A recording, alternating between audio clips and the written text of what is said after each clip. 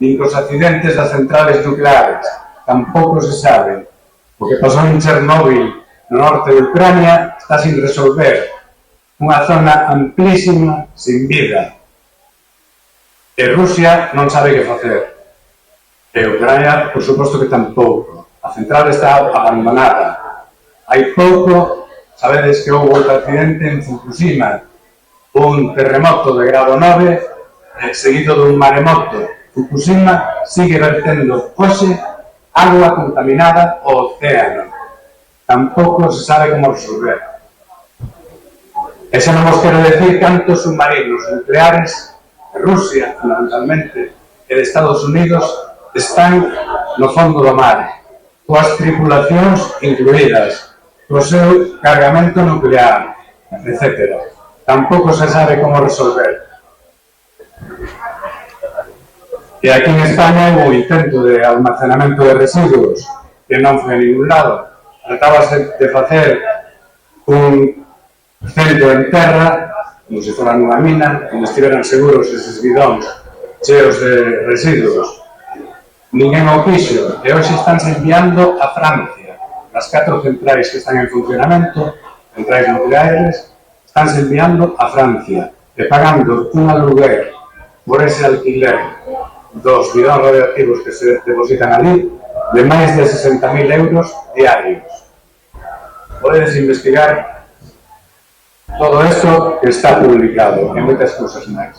Agora vamos ver esa reportaxe onde hai tamén fotografías en Bélxica e Holanda, onde foi Camilo Nogueira tamén, e fun eu, a miña muller e outros militantes de Esquerda Galega. Conseguimos parar un tren que levaba vertidos nucleares, bidóns, quixemos ver como se embarcaban en Zeebrugge, nun porto militar, pero non foi posible, pero o tren parámoslo e sorprendemos a toda Europa naquelas protestas.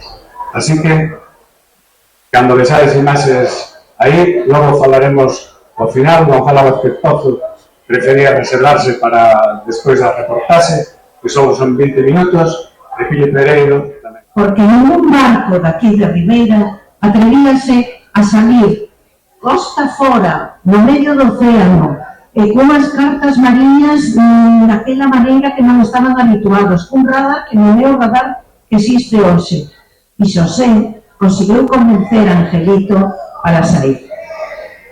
Ben, nesta segunda viaxe, o objetivo era, porque na primeira se conseguiu empezar a concienciar a xente e empezaron unha especie de negociacións. Que a segunda pretendíase presionar para que se anulase e suprimiran eses vertidos. E foi cando saleu por segunda vez o Surelo e o que falaban antes, o Arosa e o Pleamar. Os siglos tamén estaba xa encaminhado e saímos daqui unha tripulación diferente que subsanou erros que non se cometeron quizás na primeira. Como podíades ver, na comar está moi masculinizado. Aquí un pouco pecamos do mismo, porque na primeira non había ninguna sola muller. Foi na segunda, cando fomos 2 mulleres, Ángeles Maira e eu, e ao mesmo tempo tamén personal daqui de Ribeira. Entre a xente que marchou estaba Mira, radiotelegrafista e ademais fareiro, que nos serviu de moita axuda para contactos. Estaba Xandraba, estaba Ciprián Rivas, estaba, xa perdo a conta de toda esta xente. Cando saímos, hai que decir a valentía por un lado de Angelito, o patrón, porque dende a comandancia nos ponían pegas que non nos daban permiso para sair. Negociando por un lado, por outro, decidimos arriscarnos, a multa podía ser grande, pero decidimos arriscarnos e sair. O que decían antes dos mareos era normal, o sea, como potas, e aparte que tiñamos un cociñeiro que encima cando nos veía mal, decía, queredes comer? O cual, aquilo non iba a ningún lado.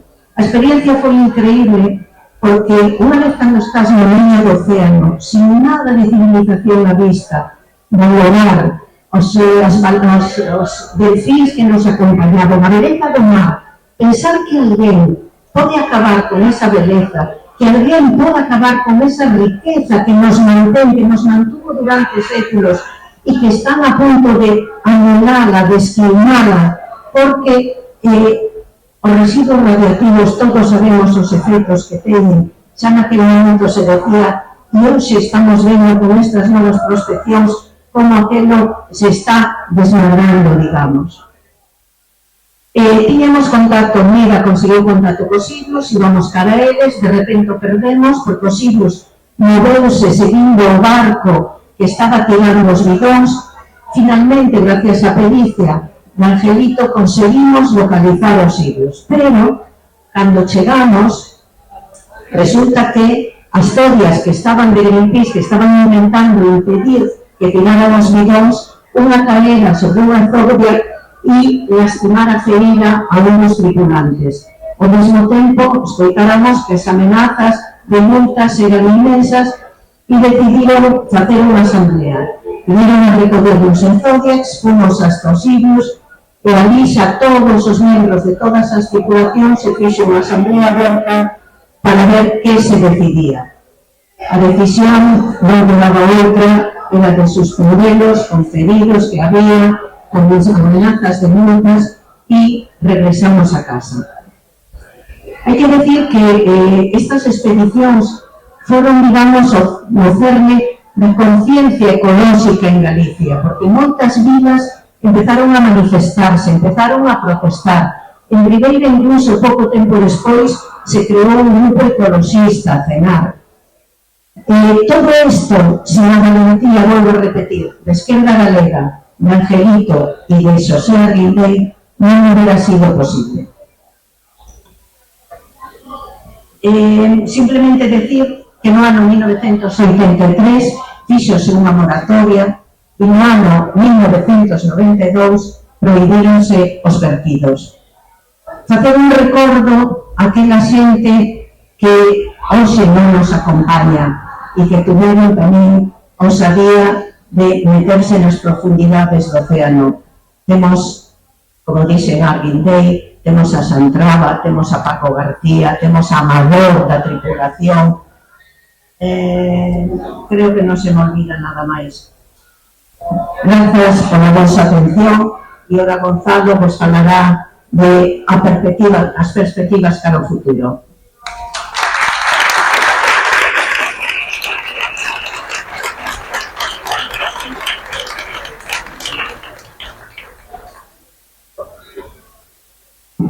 Boas tardes, moitas gracias pola presencia. Eu só quero facer referencia do pasado, isto que se veu nas imaxes, dúas cuestións.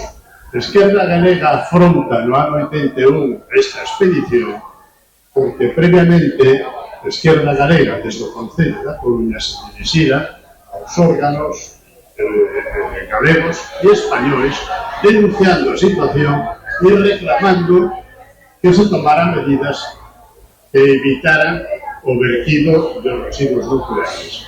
Ninguén se responsabilizou, ninguén contestou, e non só eso, nas institucións tuvemos sempre o voto en contra de todos os demais porque pensaban que isto era unha acción electoralista que beneficiaba un partido e perjudicaba aos que non se sumaban. Pero, afortunadamente, o ano seguinte había cola para coller un barco para ir ali. E iso o conseguimos desde Esquerda Galega, desde o exemplo de Ángel Vila e das persoas que aquí foron. Durante ano e medio no Concello da Coruña, coa colaboración do amigo presente Rogelio Pérez, estivemos tendo constantemente información de o que iba a ocurrir posteriormente. E iso foi o que motivou o desencadenamento das accións que concluíron. E con isto pecho o período este honroso, do que estamos moi orgullosos, pero que foi un chanto. Eso foi un chanto, foi un momento. No ano 81, no ano 82, afortunadamente no 83 hai unha moratoria. Pero hoxe seguimos sufrindo o os riscos de toda a basura arroxada ali durante todos esos anos. E é absolutamente incomprensible e, ademais, ofensivo que a responsable de Medio Ambiente da Xunta de Galicia diga que se entera disto polos periódicos, cando hai toda unha organización autonómica dedicada e pagada por todos nós para que teña información suficiente e se poda votar. Eu non veño aquí a falar mal, veño, sobre todo, a procurar que na mente de todos os que estamos aquí este acto trascenda. Este non é unha cuestión que está na programación, en este caso meritoria, e estamos sumamente agradecidos a esta organización.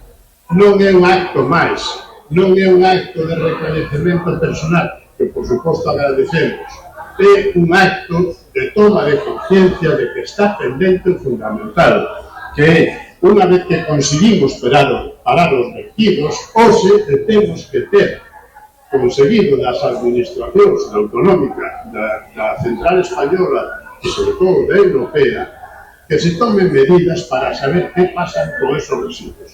Esos residuos están a 4.000 metros e de aí para arriba de profundidade. Como viches nas imaxes, en uns envoltos, en uns bidóns que supostamente levan unhas foradas de cemento, o que máis duro.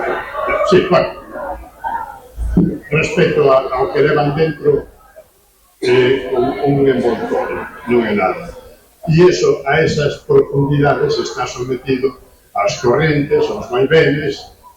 Estamos falando dunha área donde foron vertidos 240.000 kilos, toneladas de residuos radioactivos das centrales nucleares, dos hospitales e de toda a produción nuclear que tanto militar como civil se producía en Europa. O meu chamamento, e acabo, é todos os que estamos aquí, os que non estamos, aos nosos fillos, aos nosos netos, aos vecinos, temos que conseguir facer unha movilización de opinión a favor de que as autoridades que hoxe nos gobernan, sean do partido que sexa, algúns máis difíciles que outros, obviamente de convencer, se fagan cargo de proteger e de averiguar, que é o fundamental, de averiguar cal é o estado de esos residuos.